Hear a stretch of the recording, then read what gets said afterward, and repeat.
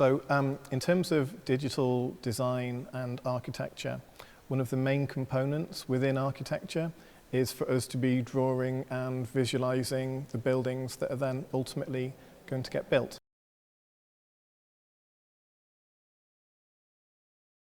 It feels at the moment like we're at the start of a third age in that drawing process. And the first age of the architect's drawing was when we had a drawing board and we drew buildings by hand with pens. And that carried on for a very long time, over hundreds of years that architects worked that way. When computers began to emerge, architects adopted the computer as a drawing tool, and through software like AutoCAD, we would draw on the computer. But to be honest, it was a similar method of working as we had through a drawing board. We would draw a line on the computer the same way as we would draw a line on a drawing board. But we began to digitize the way that we worked. And now what's happening is we're really entering a third era or stage of how architects draw. And it's really working with BIM technologies, which is building information modeling.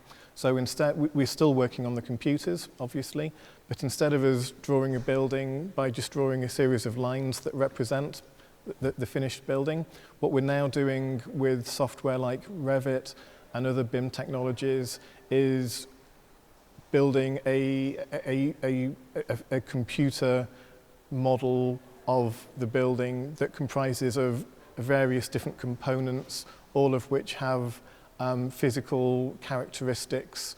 So instead of lines within the computer, we've now got components which all come together to form a three-dimensional model that we then share with the architects and the engineers. So everyone works off a single file to make sure that everything is fully coordinated and is an absolute representation of the final building, but in a digitized form. And that's how architects are beginning to work now.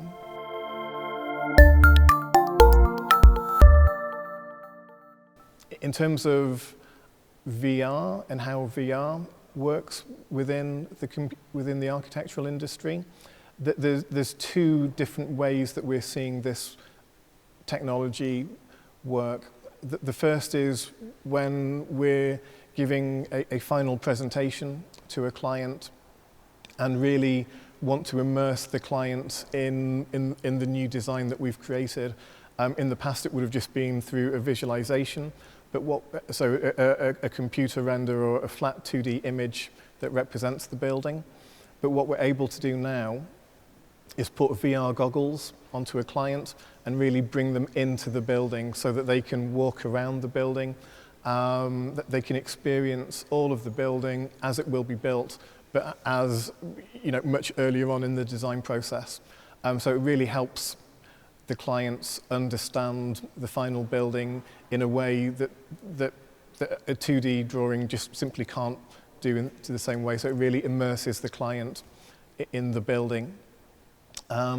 The second way that VR is used is when we're designing. So as the architects and the engineers are designing, we can put on a VR headset and look at the design and make adjustments to the design whilst wearing a VR headset.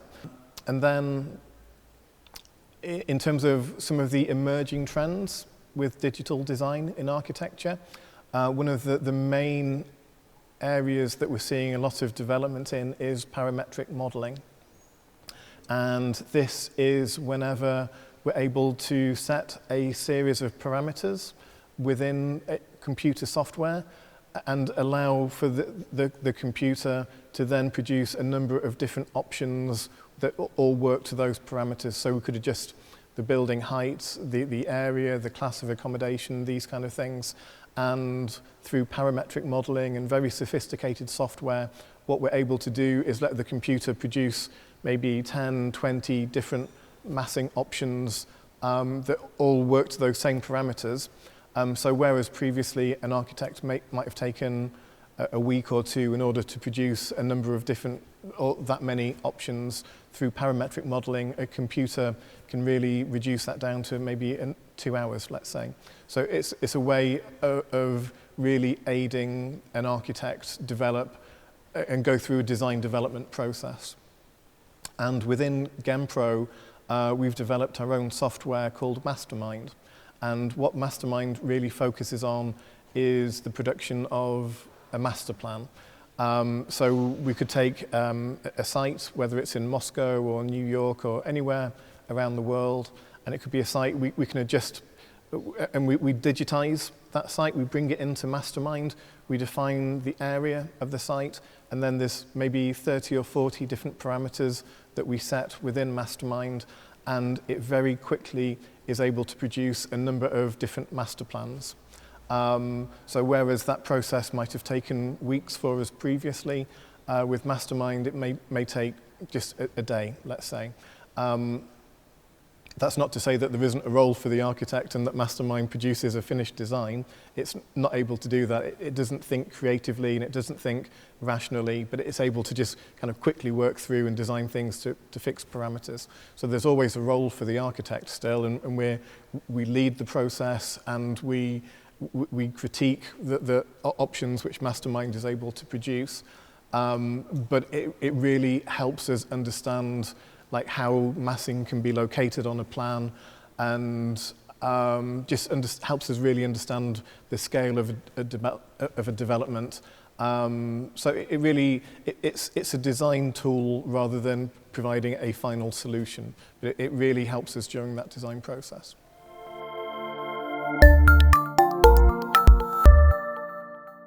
So in terms of how new technologies affect the design, at the moment what we're starting to see is really how we can understand and test the building's performance through sophisticated computer modelling.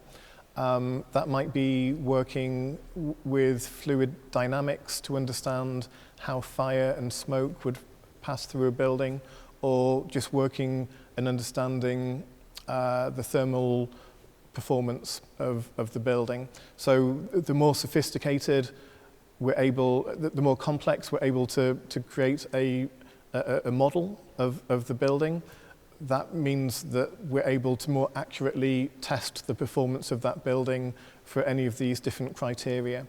And it just becomes a really important design tool that helps in very complex design areas. So understanding how a fire could potentially move through a building, how it would impact on the structure, these kind of things. Because we've been able to develop a very sophisticated and comprehensive computer model that then forms the basis of the fluid dynamics, and all of that has a significant impact on the computer modeling. So it becomes a very important way of using technology and making sure that buildings are designed as safely as possible, and also working to all of the design criteria that we'd have at any one time. From an architect's perspective, what technology allows us to do is really try and push the envelope as much as we can do, really, to try and create bigger spaces, to create bigger spans, to create more efficient structural solutions, and really improve how we're designing facades as well, both in terms of the performance, but then also being able to create a number of different elevational solutions as well. So it's really becomes quite a sophisticated way of helping us of design elevations also.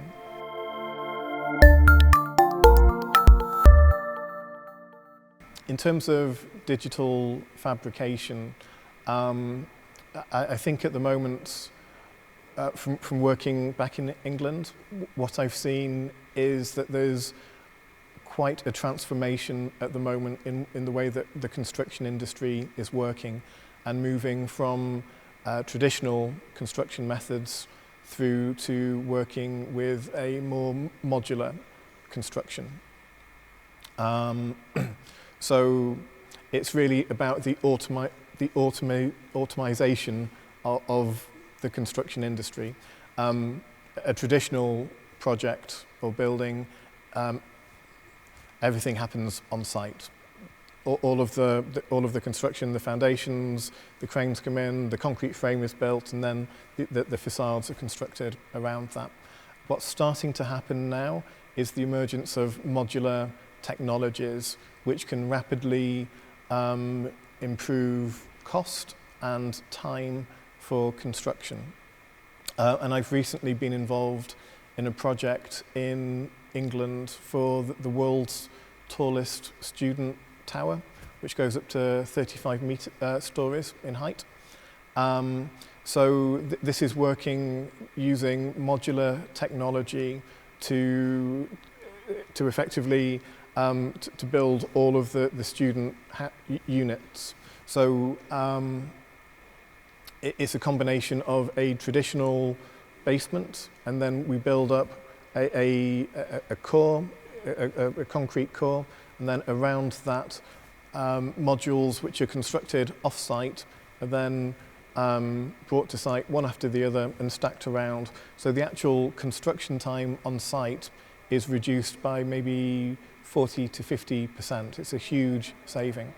And it really represents how the construction industry is changing at the moment, to try and bring the construction industry into a factory and to build modules in a factory and to almost treat it like car assembly. So there's a rolling production of rooms, of modules effectively. So a frame is constructed, and then all of the walls, the internal finishes, the electrics, everything is sequentially kind of built within the factory, and then a finished module is taken from the factory and brought to site.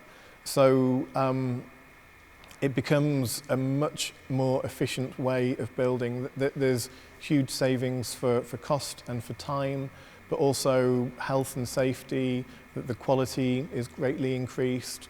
There's much more there's much less waste that's produced as well, because everything's done in the factory and waste can be collected. And for sites which are in a city centre and have got very small footprints, and traditionally, you know, a building site needed an additional site next to it for all of the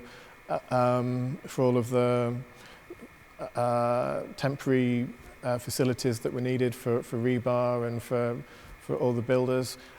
Now what's happening is you just see a steady stream of lorries bringing the modules to site and just bringing them on. So it becomes a much better way of working within a city centre where we've got much more challenging site conditions. So it's a technology which isn't really, we're not seeing it in Russia at the moment, but I think it's just a matter of time before I think the first developer makes the investment in modular technology, and I'm sure they're going to have a huge advantage on the market, because there's upfront costs with modular technology. You have to build a factory in which you're then going to build the modules. But as soon as you've made that investment, the benefits are just so big compared to normal projects. So yeah, I think it's really just waiting to see which developer will be the first in order to adopt this, and then there'll be a rapid transformation. And you literally see buildings like getting built on a week-by-week basis. Just things kind of fly up in a fraction of the time. So it really revolutionises the construction industry.